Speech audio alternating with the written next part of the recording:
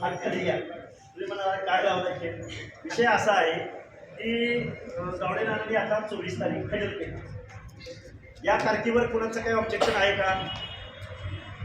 24 तारीख बघा 4 दिवसात लगेच पण घेता येईल आपल्याला, पण तो तुमच्या तालुक्यापुरता होईल किंवा आजूबाजूच्या लोकांपुरता होईल.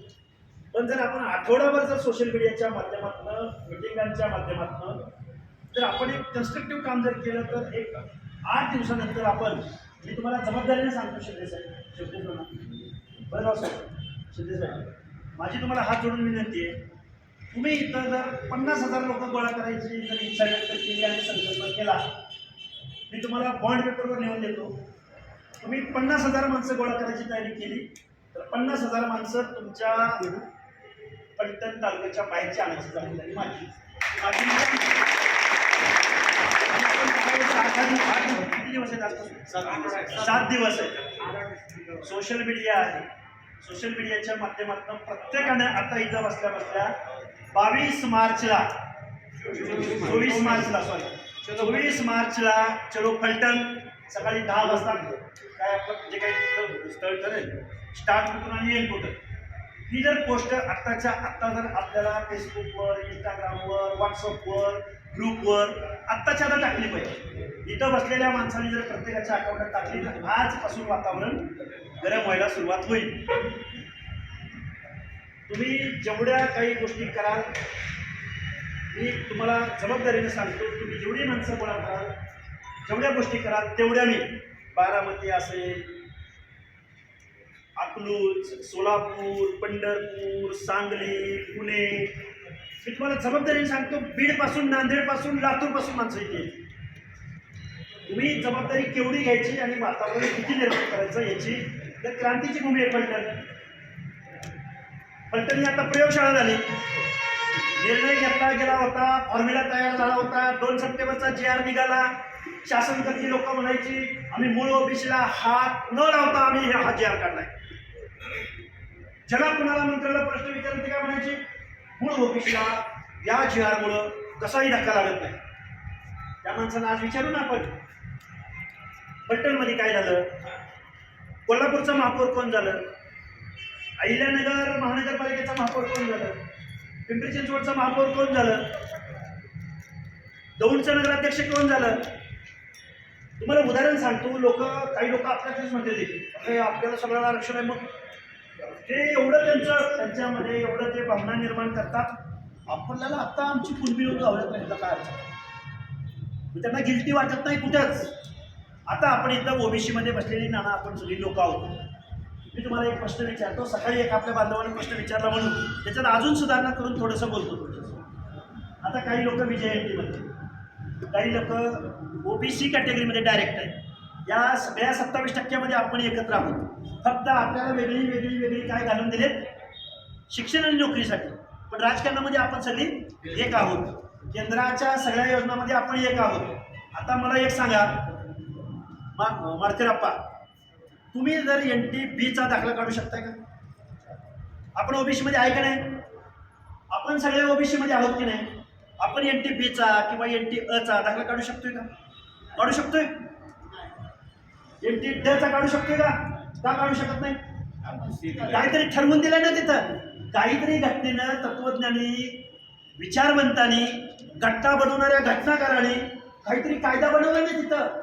बाबा NTA वाला ब कडे जाऊ नये, ब वाल्यावर अन्याय क वाल्याने करू नये, क वाल्याचा अन्याय ड वर होऊ नये, काहीतरी तत्वज्ञान घालून दिलंय का नाही?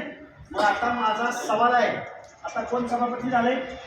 नाव सांगा मला, सभापती कोण झाले आपल्या इथं? नाव सांगा पहिलं.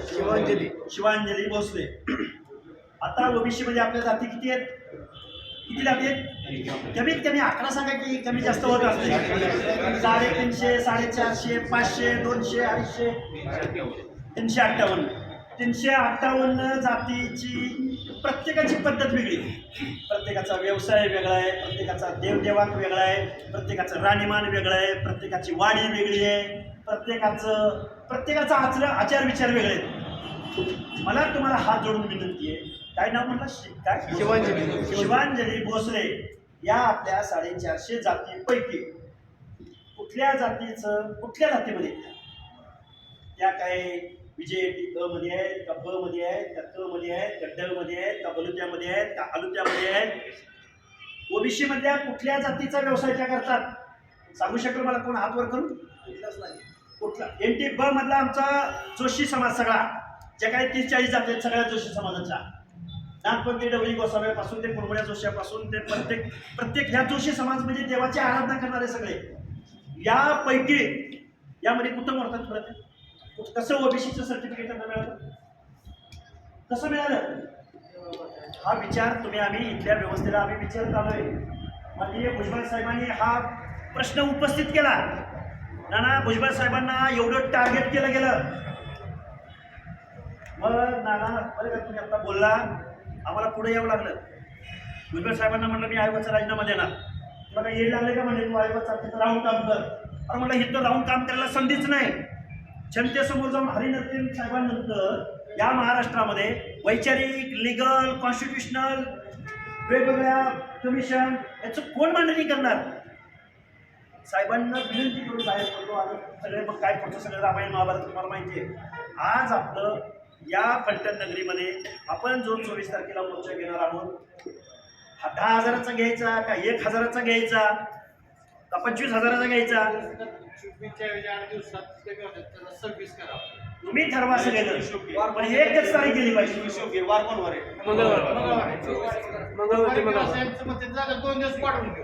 पण जबाबदारी सगळ्यांना घ्यावी लागेल. तुमच्या गावाचं नाव काय सांगा? सागर विडणी. विडणी गावामध्ये पहिली सभा झाली.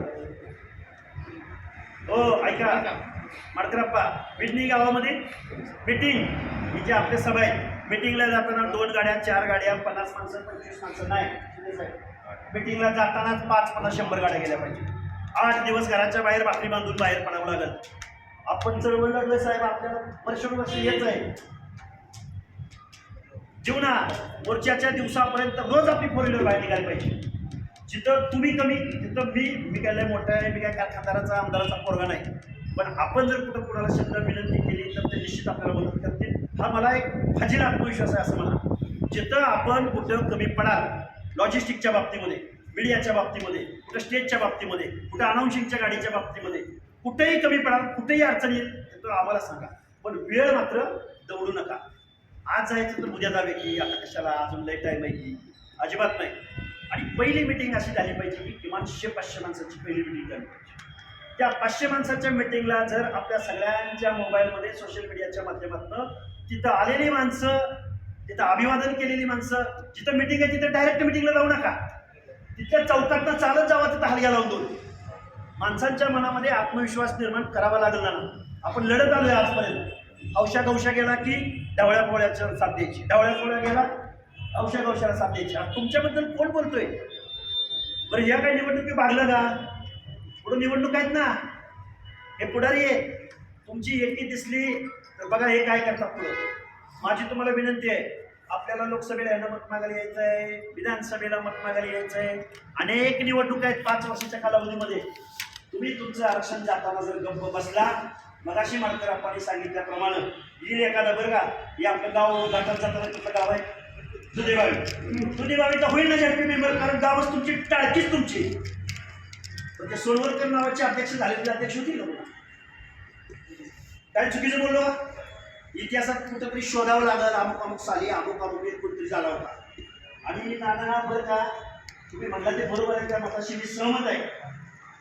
मला आमच्या लोकांनी एवढं खंडवून काढलं, सर आपलं काय मागणी, तुम्ही काय करायला लागलाय. आणि मी त्यांना सांगितलं 27% सगळ्यात मोठा बेनिफिट कुणाला झाला आहे तर पशुपालक असणाऱ्या मेंढपाळ समाजाला झाला आहे. तर मग ह्या आरक्षणाचं संरक्षण करण्याची नैतिक जिम्मेदारी आमची आहे. कारण या ओबीसी आरक्षणातून, या बीजेपी आरक्षणातून इंजिनियर असतील, डॉक्टर असतील, MPSCतून अधिकारी असतील, मला बरोबर आहे का चुकीचं आहे? आपले RTO अधिकारी असतील, वेगवेगळे तहसीलदार असतील, नायब तहसीलदार असतील, फायदा झाला नाही आपल्याला 94 नंतर. मग ह्या आरक्षणाची जबाबदारी गावातल्या एक घर असलेल्या माणसाने करायची का? पण त्याची तेवढी ताकद आहे का? ते आलाच नाही, तो आलाच नाही, तो आलाच नाही. आपण पुढे येऊ ना. आपण मनगटाला मनगट लावणारी माणसं आहोत. आपण ताकदीला ताकद उभं करणारी माणसं आहोत. ही मोर्चा का झाला पाहिजे? हे मला साहेब, मोर्चा का झाला पाहिजे त्याचं उत्तर असं आहे, तुम्ही आमचे प्रतिनिधी आहात, तुम्हाला मतदान केलंय, तुम्हाला पंचायतीत पाठवलंय. पण तुम्हाला सभापती पदावर घेतलेलं नाही. निर्णय प्रक्रियेबद्दल तुम्हाला डावललंय. या डावलण्यामागचं कारण असं आहे की तुम्ही एकत्रित आहात की नाही. आजपर्यंत तुम्हाला घेतलंय. तुम्ही मागून मागून काय मागताय? सरपंच पद, पंचायत समिती सभापती पद, जिल्हा परिषदेचं तिकीट, एखाद्या सेलचं प्रमुख पद, बाजार समिती. मला इथं बसलेल्यापैकी कुणाकडे एखादा मी साखर कारखान्याचा लेटर ऑफ इंटेंट काढलाय असा पण माणूस असेल तर त्या बाजाराचा सत्कार करायचा. लेटर ऑफ मी कारखान्याची परवानगी मिळवून आणल्या आणि माझा कारखाना सुरू झालाय. येतील का आपल्याला? आणली होती. काय झालं पुढं? अरे एक उदाहरण सांगतो. एक बरं आता थोडंसं तुम्हाला वेळ असला तर एक उदाहरण देतो तुम्हाला. थोडासा वेळ असला तर. आणली होती, पुढं काय झालं? जमा केली. माळशिरस तालुक्यामधल्या आमच्या काही आपल्या काही बांधवांनी साखर कारखाना काढायचा प्रयत्न अटल बिहारी वाजपेयी 94, 95, 90च्या दशकात केला होता की आपला एक एवढा ऊस आपला पिकतोय तर आपला एक कारखाना असला पाहिजे. मडकराप्पा, मी आता तुमचा संदर्भ आला म्हणून बोलतोय, बोलायचं भाषण करायचं म्हणून बोलत नाही. मडकराप्पा त्यावेळी लोक प्रयत्न करत होती, त्यांना कारखाना आजपर्यंत काढता आला नाही. पुढचं चालायचं सोडा ती जो वेगळा, त्याच्या अगोदर सामूहिक म्हणून होता समाजाचा म्हणून. आता पुढचं सांगतो तुम्हाला. गोपीनाथराव मुंडेंना पहिला कारखान्याला परवानगी मिळायला देशामध्ये पंतप्रधान अटल बिहारी वाजपेयी शपथ घेतली, मग मुंडेच्या पहिल्या कारखान्याला काय मिळाला? परवानगी मिळाली. हे का सांगतोय? एका छताखाली जोपर्यंत हजारो माणसं त्यांना रोजगार आपण उपलब्ध करून देऊ शकणार नाही, तुम्ही काय निवडणूक जिंकायच्या बाता मारणार? गावाचे गावं तुमचे, अख्खी गावं. आता सकाळी आम्ही चर्चा केली, काही लोकांनी सांगितलं 60% ओबीसी, कोणी सांगितलं 70%, कोणी सांगितलं 50%. 50% तरी असं ओबीसी. ओबीसीनी ठरवल्यावर आणि आपल्या माणसाने आपल्याच माणसाला मत द्या म्हणून जर ठरवलं, काय होईल? लढायचं कुणी? संवाद साधायचा कुणी? एकत्रित यायचं कुणी? शेवटी ना मी एक उदाहरण सांगतो. या चळवळीचा हा मोर्चा जर आपण सक्सेस करण्यात जर यशस्वी झालो, बघा मी काय सांगतोय, जर यशस्वी झालो तर या फलटणचा पॅटर्न महाराष्ट्रामध्ये वाजणार आहे. सहन न करणाऱ्यांची भूमी आहे फलटणमध्ये. पुण्यामध्ये 42 पैकी 32 नगरसेवक. माहिती काढा, माहिती विचारा. 32 नगरसेवक ओबीसीच्या 42 जागांपैकी 32 नगरसेवक मराठा कुणबी या डुप्लिकेट सर्टिफिकेटवर निवडून आलेले आहेत. सेम परिस्थिती पिंपरी चिंचवडमध्ये, सेम परिस्थिती छत्रपती संभाजीनगरमध्ये. मी एका मंत्र्याला हा प्रश्न विचारला बोलता बोलता. ते मंत्री काय बोलले माहिती आहे का? अरे निवडून येण्याची ताकद त्याची होती आणि आम्हाला आमच्या पक्षाचं टार्गेट होतं, त्याला तिकीट दिलं नसतं तर ती जागा आमची लागतच नव्हती. निवडून येण्याची त्याची ताकद आहे, पण ज्याची ताकद नाही त्यांच्यासाठी आरक्षण दिले ना. मग भविष्यात एखादा भगवान फुलसुंदर नावाचा एक महापौर झाला होता बलुत्यामधला, भविष्यात होईल का? होईल का?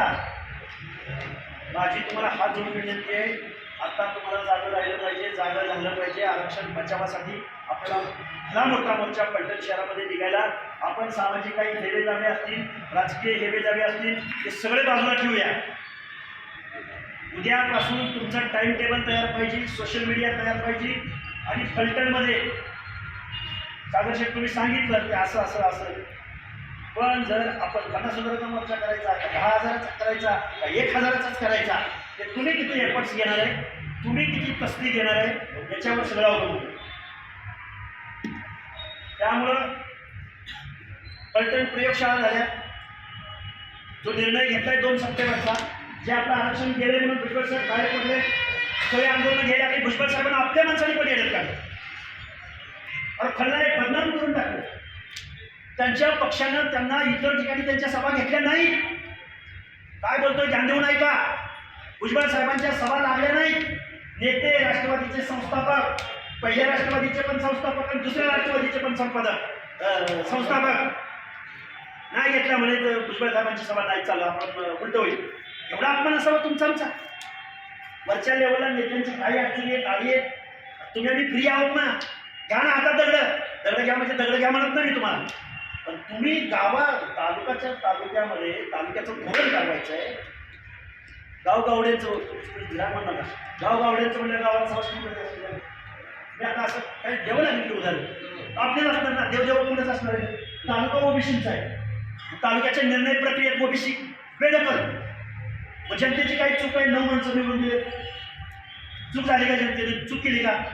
निर्णय कोण घेणार? सह्या कोण करणार? त्या दौंडची नगराध्यक्ष दुर्गादेवी जगदाळे, त्या जगदाळे कुटुंबियांचं ब्लड रिलेशन कुणाशी माहिती आहे का? नेपाळच्या राजघराण्याशी. त्यांच्या घरात आमदार घ्या, ते स्वतंत्र झाला त्यावेळेच्या, त्यांची सगळी नावं हवलसिंह राजे, अमुक राजे असली नावं आहेत. त्यांनी दाखला कशाचा काढला शेवटी ना? मागासवर्गीयांचा. ते मागासवर्गीय म्हणत नाही, ओबीसीचा अर्थ काय? Other backward classes. ओबीसी म्हणजे इतर मागास वर्ग. तरी म्हणून येतील का इतर मागास, आम्ही मागासवर्गीय आहोत म्हणतील? बाबांनो, हे घटनात्मक तुमचे हक्क अधिकार हिरावून घेतले जात आहेत.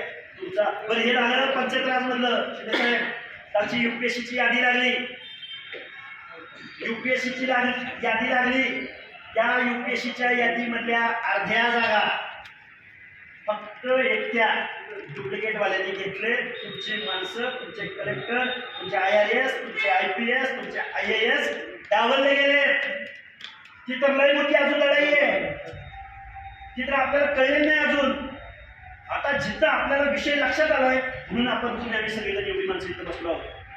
आता शेवटचं एकच उदाहरण सांगतो आणि आपण 24च्या मोर्चाचं नियोजन कसं करायचं यावरती, नाही तर रात काही बात नाही. आम्ही इकडे गेलो, तुम्ही तिकडे गेले, ते तिकडे गेले, ते तिकडे गेले, बातमी झाली, विषय संपला. असं बघा, सगळ्यांच्या मतानं तुम्ही सांगा, जाहीर करू आपण. माझी एकच शेवटचं उदाहरण सांगतो आणि मी माझं मनोबल थांबवतो. एकच शेवटचं उदाहरण सांगतो. सगळ्यांनी शांत देऊन शांत चित्ता नाही का? पलटणची लोकसंख्या ओबीसीची अंदाजे किती? ओबीसीची सगळ्या micro OBC, major OBC, pocket OBC, दंडर ओबीसी, माळी ओबीसी, अजून कोण मेजर जाते मायनर जाते, सगळ्यांची मिळून किती टक्के लोकसंख्या पलटणमध्ये?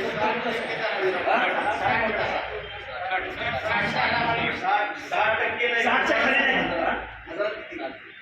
लाखाच्या माहिती जास्त मला अभ्यास आहे. 60% दीड लाख मला नाही वाटत.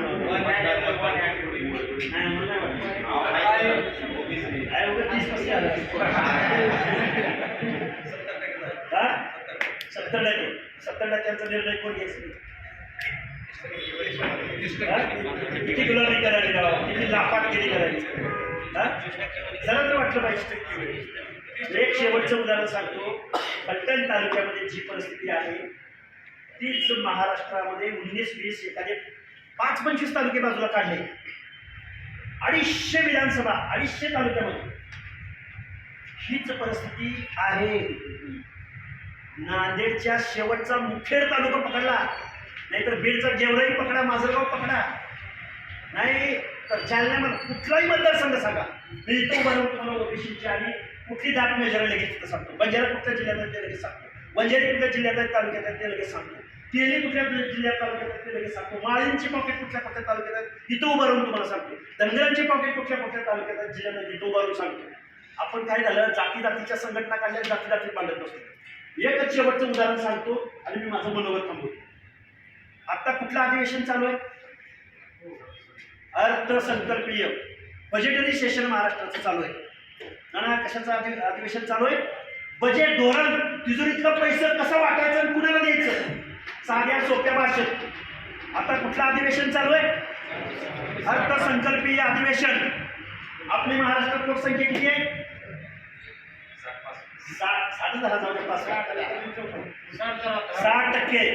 60% लोकांना महाराष्ट्राच्या बजेट सांगतो. पैसे किती आहेत तिजोरीत यावर्षीचं बजेट महाराष्ट्राचं किती सांगतो साध्या सोप्या भाषेत?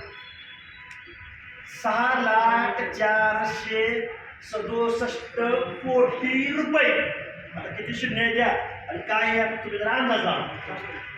6,00,000 लाख कोटीचं बजेट आहे, म्हणजे 100%चं बजेट. या 100% बजेटमध्ये ध्यान देऊन ऐका, फोन बंद ठेवा, काय म्हणतो ते ऐका, लई समजावून साध्या सोप्या भाषेत सांगायचा प्रयत्न करतो.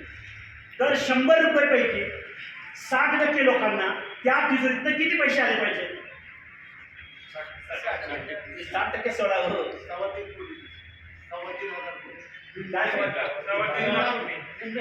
निम्मे सोडा 100 रुपयापैकी 50% सोडा. टक्क्यात बोलू आपण, जाऊ दे 11-6 लाख 6.5 लाख कोटी बाजूला ठेवू. 50% आले पाहिजे. बुजून ना हे लोक मारतील आपण धरून बरं काही सगळी कारखाना. 50% सोडा हो. 25% सोडा. 10%. बरं 10% सोडा. 5%. लय वेळा सांगितलंय बरं, एक पाठ झाले लोकांचे. पण 5% सोडा. 2%.